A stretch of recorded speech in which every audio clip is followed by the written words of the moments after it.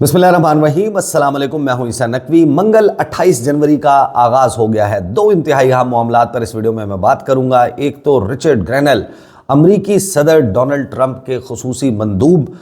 दुनिया भर में वो चाहे जिस भी बात से जाने जाते हों, मशहूर हों, फेमस हों, लेकिन पाकिस्तान में अक्रॉस द बोर्ड, चाहे हुकूमती जमातें हैं, चाहे पाकिस्तान तहरीक इंसाफ, बहुत ही फेमस अमरीकी शहरी हैं और उनकी वजह शोहरत है कि उन्होंने इमरान खान की रिहाई का मुतालबा किया। अपने ट्विटर अकाउंट पर एक के बाद एक ट्वीट किया। हैरानकुन तौर पर अब से चंद घंटे पहले रिचर्ड ग्रेनल जो है उन्होंने अपने ट्विटर से वो जो फेमस ट्वीट था जिसको 1 करोड़ से ज़ायद लोगों ने व्यू किया था, उसको देखा था, उसकी रीच बहुत ज़्यादा थी, जिसमें उन्होंने इमरान खान की रिहाई का मुतालबा किया था, वो ट्वीट डिलीट कर दिया है। और सिर्फ यही नहीं, अगर अब आप जाकर वो रिचर्ड ग्रेनल जिसने कई दर्जन ऐसे ट्वीट्स किए हुए थे जिसमें इमरान खान की रिहाई का मुतालबा डायरेक्टली या इनडायरेक्टली किया गया था, इमरान खान के मुतल्लिक बात की गई थी, वो जब आप जाकर उनके ट्विटर टाइमलाइन पर सर्च करने की कोशिश करते हैं तो वो ट्वीट्स गायब हो चुके हैं, भग से उड़ गए हैं कहीं। और सिर्फ एक जगह आपको नज़र आता है कि इमरान खान का नाम रिचर्ड ग्रेनल ने लिया। और इस डेवलपमेंट के ऊपर मुस्लिम लीग नून के लोग बड़े खुश हैं। मैंने ट्विटर पे जाकर देखा, बहुत सारे लोग जो हैं वो पाकिस्तान तहरीक इंसाफ के लोगों को ताने दे रहे हैं और मिठाइयाँ चल रही हैं, बाकायदा खुशियाँ मनाई जा रही हैं हुकूमत के जो सपोर्ट करने वाले ट्विटर हैंडल्स हैं। तो इसके ऊपर फिर मैंने कुछ लोगों से अमेरिका में भी बात की और फिर कुछ रिसर्च की, तो जो चीज़ें सामने आई वो मैं आपके साथ शेयर करूँगा कि आखिर क्या वजह बनी कि रिचर्ड ग्रेनल ने इमरान खान के हवाले से वो ट्वीट जिसको सबसे ज़्यादा उन्होंने फिर चेरिश भी किया था, जिसको उन्होंने सेलिब्रेट किया था और जिसके ऊपर ये खुशियाँ मनाई थी कि वाह, इमरान खान के ऊपर मैंने बात की और इतने मेरे फॉलोअर्स बढ़ गए, इतने मुझे व्यूज़ जो हैं वो इस पर मिले और इतनी अट्रैक्शन मिली उस एक ट्वीट पर। तो आखिर फिर क्या वजह बनी कि उन्होंने वो ट्वीट डिलीट कर दिया। और फिर बहुत ही अहम मामला और एक डेवलपमेंट जो साइड बाय साइड जिसके ऊपर आगाज़ में हम बात करेंगे, बहुत ही अहम डेवलपमेंट हुई है। ये $1 मिलियन क्वेश्चन हर एक शख्स के जहन में मौजूद था कि डोनाल्ड ट्रंप अमेरिका की तारीख़ में शायद एक बहुत ही ओवरवेलमिंग मेजॉरिटी के साथ अमेरिका के सदर तो बन गए हैं, एक बड़ी पॉपुलैरिटी वेव को वो राइड कर रहे हैं, लेकिन फिर उन्होंने बहुत सारे प्रोमिसेस किए हैं डोमेस्टिकली भी और इंटरनेशनली भी, अपने दाखिली महाज पर, बैनुल अक़वामी महाज पर वो जिस किस्म के अज़ाइम लेकर आए हैं उनको वो अचीव करने के लिए किस हद तक जाएंगे, क्या कुछ करेंगे। ज़ाहिर है कि वो जो दाखिली मामला है अमेरिकन पॉलिटिक्स का, उसमें शायद बहुत ज़्यादा लोग इंटरेस्टेड भी नहीं होंगे पाकिस्तानी, तो वो जो असल मामला था कि इंटरनेशनली वो क्या कुछ करेंगे। कुछ ऐसी चीज़ें हैं जिस पर मैं ऑलरेडी बात कर चुका हूँ, पनामा के हवाले से, ग्रीनलैंड के हवाले से, जो उनके पॉइंट ऑफ व्यू सामने आ रहा है, यूक्रेन और रशिया वाले मामले के ऊपर, सऊदी अरब के हवाले से, फिर दुनिया के और बहुत सारे ममालिक हैं उनके हवाले से उनका पॉइंट ऑफ व्यू सामने आ रहा है। लेकिन एक चीज़ जो उनके एजेंडे के ऊपर टॉप ऑफ द एजेंडा थी वो थी जो इलीगल इमिग्रेंट्स हैं उनका मामला, और उसको प्रायोरिटी नंबर 1 करार दिया था डोनाल्ड ट्रंप ने। तो अब ये एक सवाल मौजूद था कि कोई भी शख्स, कोई भी इदारा, कोई भी हुकूमत, कोई भी तंजीम अगर उसकी राह में रोड़े अटकाएगी तो फिर डोनाल्ड ट्रंप उस पर रिटेलिएट कैसे करेंगे, उसको ओवरकम करने की कैसे कोशिश करेंगे। और इस बात का अब जवाब मिल गया है कि जितने भी डोनाल्ड ट्रंप के इंटरनेशनल ऑब्जेक्टिव्स हैं वो अचीव करने के लिए डोनाल्ड ट्रंप ने किस हद तक जाना है। और वो जो डेवलपमेंट है गुज़िश्ता 24 घंटों में अनफोल्ड हुई है, उस पर पूरी दुनिया हैरान है, परेशान है, शशदर है कि डोनाल्ड ट्रंप जो है वो अपने दोस्त समझे जाने वाले ममालिक, यानी एक तरफ उसने कनाडा को ये कह दिया, एक रियासत कहकर पुकारा, कैनेडियन प्राइम मिनिस्टर को बाकायदा इंसल्ट किया, कनाडा को कह रहा है कि आप जो है वो हमारी रियासत बन जाएं। एक तरफ वो डेनमार्क, ज़ाहिर है कि यूरोपीय यूनियन का हिस्सा है और हिस्टोरिकली पूरी यूरोपीय यूनियन और उसमें शामिल ममालिक के साथ, नेटो ममालिक के साथ अमेरिका के बड़े बेहतरीन ताल्लुकात हैं। वो डेनमार्क का जो एरिया है ग्रीनलैंड, उसको हथियाने की बात करता हुआ नज़र आता है। तो फिर बाकी ममालिक जो हैं जिनके साथ उसके मखासमाना ताल्लुकात हैं, फिर उनके साथ वो क्या करेगा। तो अब इस चीज़ का सवाल का जवाब जो है वो मिल गया। कहानी यूँ होती है कि इलीगल इमिग्रेंट्स जो हैं उनको वापस भिजवाने का सिलसिला डोनाल्ड ट्रंप के अहकामात पर शुरू किया जाता है। जो सबसे पहले जो 2 तैयारे मिलिट्री प्लेन्स भरकर उड़ाए जाते हैं अमेरिका से, वो उड़ाए जाते हैं कोलंबिया के लिए। और इनको मिलिट्री प्लेन्स में भरकर इलीगल इमिग्रेंट्स को पकड़कर जो है वो बिठाया जाता है और इनको कहा जाता है कि इनको डिपोर्ट किया जा रहा है। इनिशियली इन 2 परवाज़ों को कोलंबिया में आने की इजाज़त मिलती है।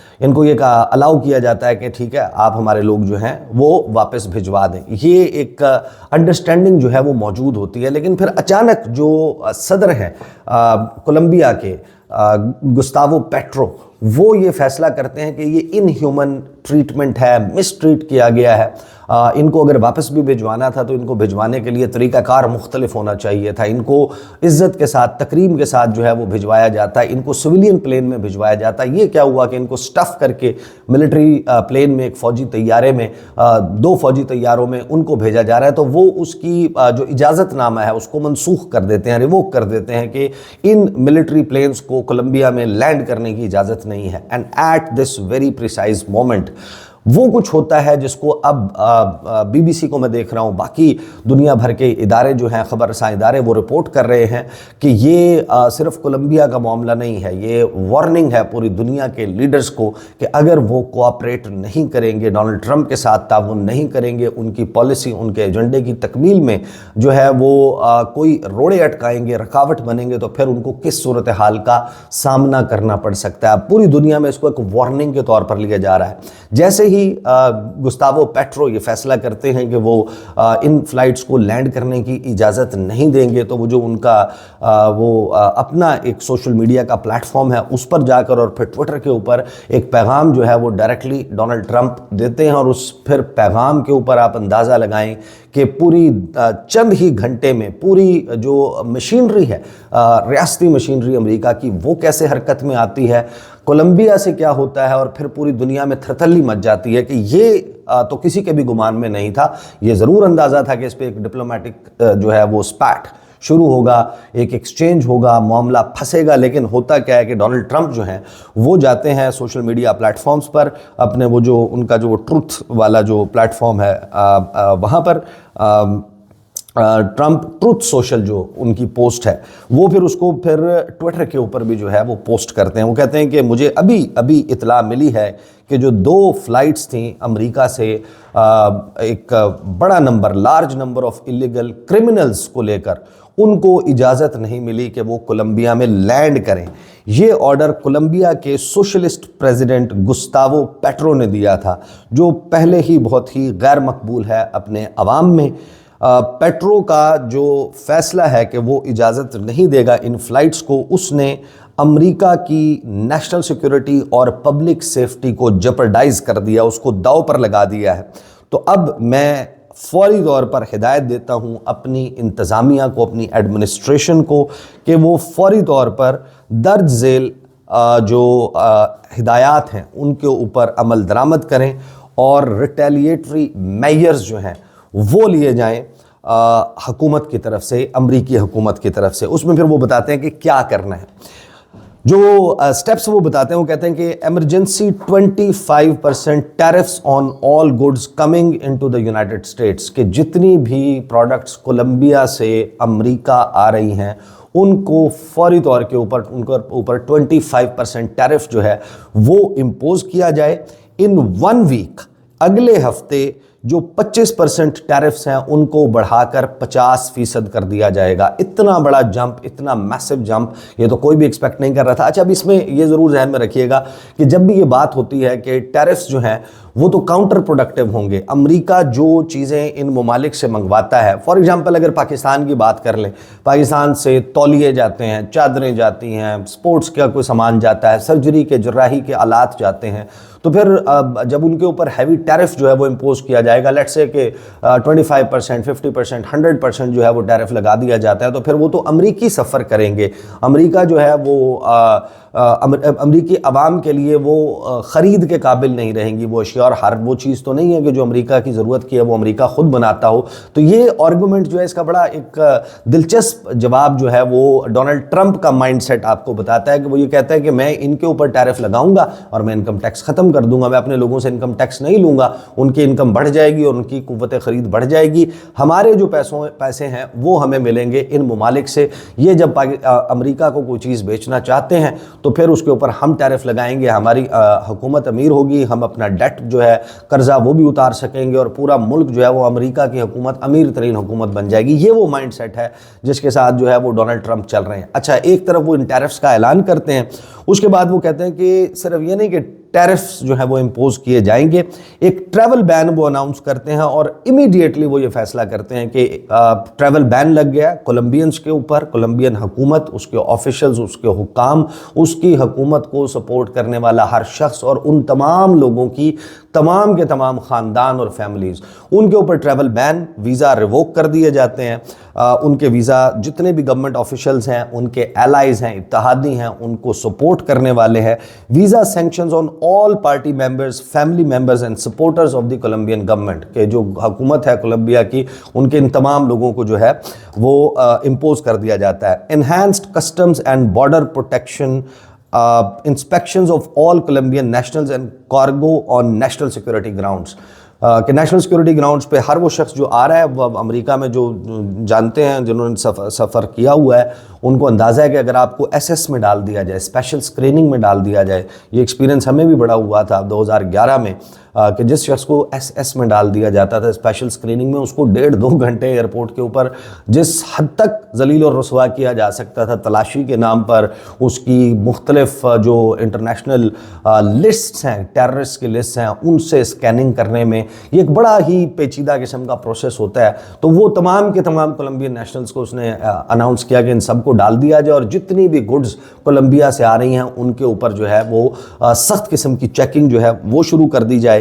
IEEPA treasury banking and financial sanctions to be fully imposed, उसने कहा कि भरपूर किस्म की पाबंदियां, बैंकिंग फाइनेंशियल सैंक्शंस लगाई जाएंगी। और उसने कहा कि ये जो इकदाम है ना, डोनाल्ड ट्रंप ने कहा ये सिर्फ एक आगाज़ हैं, they are just the beginning. We will not allow the Colombian government to violate its legal obligations with regard to the acceptance and return of the criminals they forced into the United States, कि हम ये बर्दाश्त नहीं करेंगे, इसके बाद मज़ीद steps जो हैं वो लिए जाएंगे। अब वो सवाल आप सोचें कि ये भी एक राय मौजूद है पाकिस्तान में कि अगर पाकिस्तान के ऊपर कोई सैंक्शंस लग जाती हैं, कोई पाकिस्तान के साथ इस किस्म का स्टैंड ऑफ हो जाता है, अच्छा ये लाइकली नहीं है, बहुत ज़्यादा हाईली लाइकली नहीं है, लेकिन ये पॉसिबल है, ये मुमकिन है और उसकी वजूहात हैं। वो वजूहात हम क्योंकि डिस्कस करते रहे, सिर्फ इस सवाल के ऊपर बात कर लेते हैं कि ये जो एक राय मौजूद है कि ठीक है बस फिर हम अमेरिका को कहेंगे कि तुम अपने रास्ते, हम अपने रास्ते, हम चाइना के, रशिया के इन कैंप्स की तरफ जो है वो रुजू कर लेंगे। कोलंबिया जो है वो बड़ा ही करीब तस्वुर होता है अमेरिका के, और कोलंबिया से आपको पता है कि वो drug trade, illicit drug trade, उसको काउंटर करने के लिए उनकी हुकूमतों के दरमियान, उनके इदारों के दरमियान एक बड़ा इफ़ेक्टिव किस्म का लेज़ॉन मौजूद है। कुछ लोग हैं जिन्होंने बहुत सारी जो है वो नेटफ्लिक्स पर सीरीज़ भी देखी होंगी जो उस तमाम मंजरनामे को एक्सप्लेन भी करती हैं कि जो कोलंबियन ड्रग कार्टेल्स हैं, ड्रग लॉर्ड्स हैं, उनको किस तरीके से अमेरिका के ऑफिशियल्स और वहाँ के फिर मैक्सिको के इन एरियाज़ के ये कैसे उसको जो है वो डील करते हैं। लेकिन इसमें जो है वो जब आप जाकर इंटरनेट पर कोलंबिया को सर्च करते हैं ना, तो आपको ये पता चलता है कि कोलंबिया वो मुल्क है जिसके इस वक्त जो उनके फॉरेन रिजर्व्स हैं $62 अरब से ज़्यादा हैं। पाकिस्तान के कितने आपको मालूम है, फ्लक्चुएट करते हैं हम 8, 10, 12, और जब हम कमर्शियल बैंक्स को जो है वो मिला लेते हैं तो 16, 17, 18 इस तरीके से जो है वो हमारा मैक्सिमम रहता है। उनके $62 अरब के एसेट्स जो है वो फॉरेन रिजर्व्स उनके पास मौजूद हैं। फिर आप उनकी टोटल एक्सपोर्ट्स देखते हैं तो पाकिस्तान की जो टोटल एक्सपोर्ट्स हैं उससे 2 गुना ज़्यादा। पाकिस्तान अगर 36, 37, 38 के ऊपर खड़ा हुआ है तो वो 60, 62, 64, 68 के ऊपर उनकी जो है वो सालाना एक्सपोर्ट्स होती हैं। और फिर जब आप अमेरिका में देखते हैं कि वो कितना एक्सपोर्ट करते हैं तो आपको पता चलता है कि सिर्फ कॉफ़ी बीन्स, जो कॉफ़ी है वो $2 अरब की कॉफ़ी जो है वो अमेरिका को एक्सपोर्ट करते हैं।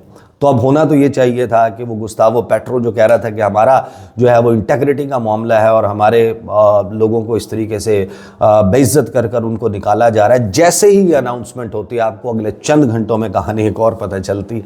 कहानी फॉक्स न्यूज़ से लेकर तमाम मीडिया ऑर्गेनाइजेशंस ये रिपोर्ट करती है कि गुस्तावो पेट्रो ने कहा है कि मैं अपने जहाज़ भेज रहा हूँ, मैं अपने जहाज़ भेज रहा हूँ और मैं इन नेशनल्स को लेकर आ रहा हूँ।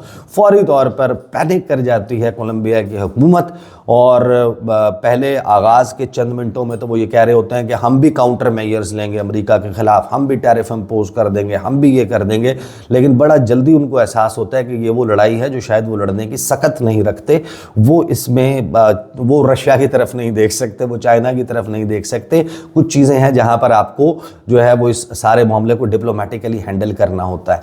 वो इसको भी अलाउ कर देते, लेकिन फिर जवाब में व्हाइट हाउस और ट्रंप एडमिनिस्ट्रेशन की तरफ से ये कहा जाता है कि ठीक है, आप ये सब कुछ कर रहे हैं, हम बाकी इकदामात को भी हॉल्ट कर देते हैं जब तक हमारी फ़्लाइट्स जो हैं वो जाएंगी, लैंड करेंगी। लेकिन हम एक काम और करेंगे कि ये जो स्क्रीनिंग है और ये जो लोगों की सिक्योरिटी चेक्स हैं और ये मामलात हैं, ये जारी रहेंगे उस वक्त तक जब तक हमारे तमाम मुतालबात पूरे नहीं हो जाते। तो ये एक एग्जाम्पल है कि डोनाल्ड ट्रंप के सर के ऊपर जो इस वक्त जुनून सवार है वो नेटो से लेके, अब नेटो वाला मामला मैंने ज़ाहिर तफसील में डिस्कस नहीं किया, तो वो हम बाद के लिए उठा रखते हैं। लेकिन to cut the story short, वो नेटो ममालिक, वो यूरोपीय यूनियन उसमें मौजूद ममालिक, वो कनाडा, वो किसी को भी नहीं छोड़ रहे। तो इसके जो है वो मतलब हो सकते हैं। एक इसका मतलब ये है कि जब आप इस तमाम डेवलपमेंट को देखते हैं कि यार अगर हमारा नंबर आया ना, तो हम तो वो करीबी दोस्त ममालिक में शामिल ही नहीं होते, तो हमारे साथ तो इससे ज़्यादा बुरा सलूक होगा। लेकिन इसका एक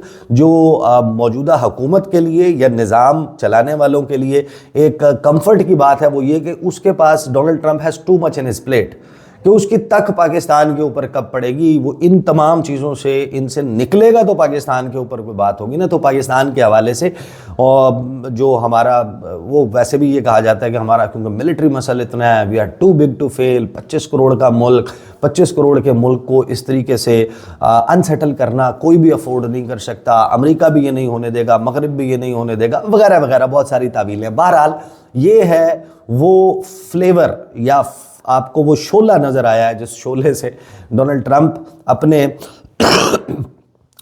जो फॉरेन पॉलिसी ऑब्जेक्टिव्स हैं उनको अचीव करना चाहता है। अब आ जाते हैं उस स्टोरी की तरफ जो इस वक्त विच इज़ मेकिंग राउंड्स, और हो सकता है कि कुछ वक्त के बाद ये और ज़्यादा जो है वो प्ले अप हो रही हो। तो वो है रिचर्ड ग्रेनल। रिचर्ड ग्रेनल ने ट्वीट डिलीट कर दिया। वो ट्वीट, वो मशहूर ज़माना ट्वीट जो उन्होंने, वो जियो न्यूज़ ने खबर लगाई रिचर्ड ग्रेनल के हवाले से, उसने उसको कोट ट्वीट किया। उसने कहा कि मैं दोबारा कहूँगा, I will say that again, free Imran Khan. और फिर इमरान खान के हवाले से ट्वीट्स की भरमार हो गई और बहुत कुछ उन्होंने, वो इंटरव्यू भी दिया न्यूज़ मैक्स को, बाकी बहुत सारी चीज़ें हुई। अब जब आप हैरानकुन तौर पर जाते हैं रिचर्ड ग्रेनल के ट्विटर अकाउंट पर तो वो ट्वीट्स गायब हो चुकी हैं। आप उनको सर्च करें वो आपको नहीं मिलती। तो फिर मैंने इसके ऊपर कुछ चीज़ें देखी, अमेरिका में भी बात हुई, उन्होंने कहा नहीं इसका ताल्लुक इमरान खान से नहीं है। फिर मैंने कुछ और चीज़ें सर्च की, मैंने डोनाल्ड ट्रंप का नाम लिखकर रिचर्ड ग्रेनल के ट्विटर अकाउंट को सर्च किया तो 6 या 7 ट्वीट्स डोनाल्ड ट्रंप के नाम पर रिचर्ड ग्रेनल के ट्विटर अकाउंट पर मौजूद है। एक शख्स जो साल हर साल से डोनाल्ड ट्रंप का सपोर्टर है, डोनाल्ड ट्रंप ने उसको लगाया जर्मनी में सफ़ीर, उसको डायरेक्टर ऑफ नेशनल इंटेलिजेंस लगाया ब्रीफली, उसको सर्बिया और कोसोवो के लिए अपना नुमाइंदा खुसूसी रखा, वो पूरी इलेक्शन कैंपेन में उसके ऊपर बात करता रहा। तो डोनाल्ड ट्रंप के हवाले से ट्वीट्स मौजूद नहीं हैं। फिर मैंने उसको, क्योंकि वो जर्मनी में सफ़ीर रहा है, मैंने कहा अब जर्मनी के मुतल्लिक तो होंगी। मैंने जर्मनी लिखकर सर्च किया, उसके ट्विटर अकाउंट के ऊपर जर्मनी नाम के साथ एक ट्वीट मौजूद नहीं है। जर्मन लिखा, एक ट्वीट है सिर्फ जर्मन के नाम से। फिर हैरानकुन तौर पर सर्बिया को जब मैंने सर्च किया, सर्बिया के ऊपर एक ट्वीट मौजूद नहीं है रिचर्ड ग्रेनल के ऑफिशियल ट्विटर हैंडल के ऊपर, जो ज़ाहिर है कि अब बहुत सारे पाकिस्तानी फॉलो करते हैं। कोसोवो को लिखकर मैंने सर्च किया, एक ट्वीट टोटल आज तक उसके जो ट्विटर हैंडल है इसके ऊपर मौजूद है, जो कोसोवो के नाम के साथ लिखकर जो है वो मौजूद है। जिससे अब जब मैंने डोनाल्ड ट्रंप के हवाले से सर्च किया तो मुझे ये अंदाज़ा हुआ कि 11 या 14 दिसंबर को उन्होंने आखिरी ट्वीट किया था, यानी कि 14 दिसंबर 2024 से पहले अगर इस थियरी को मान लिया जाए कि उन्होंने स्पेसिफिकली इमरान खान के और रिहाई के हवाले से ट्वीट डिलीट किया है, तो फिर इसका मतलब ये है कि 14 या 11 दिसंबर 2024 से पहले रिचर्ड ग्रेनेल ने कभी डोनाल्ड ट्रंप के ऊपर बात ही नहीं की। इससे फिर अंदाज़ा, यानी कि दो थियरीज हैं इसमें, एक ये है कि कोई बग है और वो सर्च में नहीं आ रहा है, क्योंकि उसकी 1456 गालिबन ट्वीट्स जो हैं वो अभी भी उसके ट्विटर हैंडल के ऊपर मौजूद हैं, नज़र आता है, नंबर नज़र आता है। लेकिन जब आप सर्च करते हैं और या स्क्रॉल डाउन करते हैं तो आपको पता चलता है कि वो 11 दिसंबर से नीचे स्क्रॉल ही नहीं हो रहा, स्क्रॉल डाउन नहीं हो रहा, उसके बाद वाली ट्वीट्स नहीं खुल रही। तो एक तो ये इसमें पॉसिबल एक्सप्लेनेशन हो सकती है कि कोई बग है जिसकी वजह से वो गायब हो गई हैं ट्वीट्स, कोई एरर है और शायद ये रिस्टोर हो जाए। दूसरी इसमें मामला ये है कि उसने शायद अपनी टीम को कहा है कि 14-15 दिसंबर को जब उसको अनाउंस किया गया था एज स्पेशल ऑनवॉय, एक खसूसी मंदूब के तौर पे for special missions around the world including Venezuela and north Korea, तो उससे पहले वाली उसने कहा कि तमाम ट्वीट्स को, उसमें बहुत सारी ऐसी चीज़ें थी, वो सारी की सारी डिलीट कर दो। और उसकी जद में वो 26 नवंबर वाला ट्वीट जिसमें उसने कहा कि ये डोनाल्ड ट्रंप की तरह का लीडर पाकिस्तान का इमरान खान वो जेल में है, और उस किस्म की बात की थी। गालिबन किसी बरतानवी नशरियाती इदारे की ख़बर को कोट ट्वीट करते उन्होंने ये कहा था। फिर फ्री इमरान खान की ट्वीट की थी, फिर उसके बाद जियो न्यूज़ के ख़बर के ऊपर तबसरा किया था। ये तमाम ट्वीट्स जो हैं वो तो उनके ट्विटर अकाउंट से गायब हो गई हैं। लेकिन फिर आप देखते हैं कि क्या इमरान खान स्पेसिफिक ट्वीट्स सारी डिलीट हो गई हैं, तो आपको नज़र आता है कि नहीं, इमरान खान के हवाले से उनका ट्वीट जो है वो मौजूद है। एक ट्वीट उनके ट्विटर हैंडल के ऊपर, कुछ ट्वीट्स मौजूद हैं जो इमरान खान या इमरान खान से रिलेटेड आप कह सकते हैं कि ट्वीट्स हैं।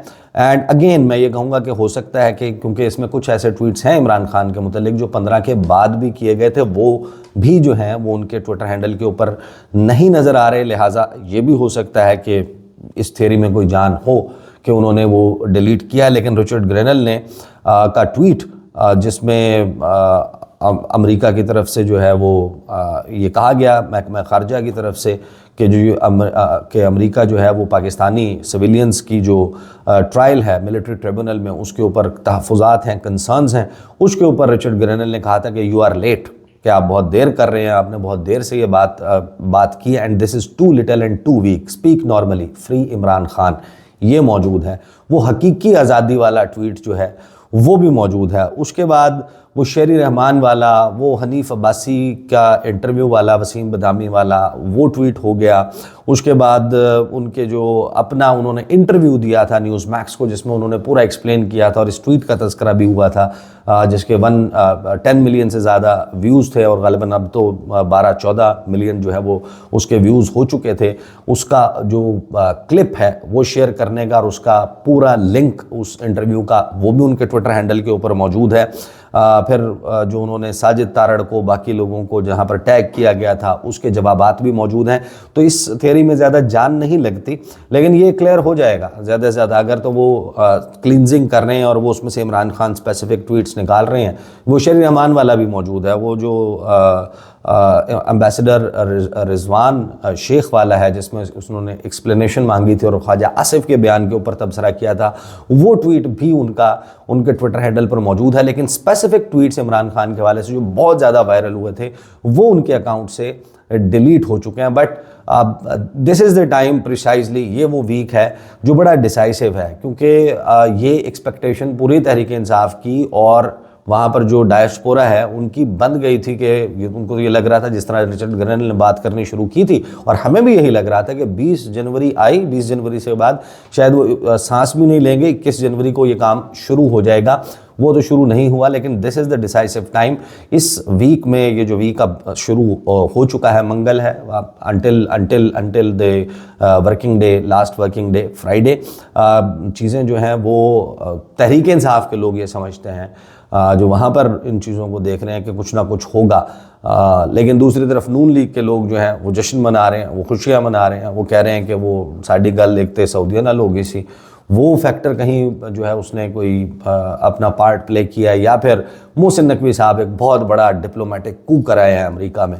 उन्होंने जाकर अमेरिका में लोगों को अपनी पर्सनालिटी से, अपनी जो तलिस्माती शख्सियत है उससे शायद कायल कर लिया है, उस पर मैं बात कर चुका हूँ कि उनकी जो मुलाकातें उनका असर क्या हुआ, और फिर जिन्होंने मज़ीद लोगों ने मुलाकातें की उनको फिर किस किस्म का जो लैशबैक है पाकिस्तानी डायस्पोरा से आना शुरू हुआ।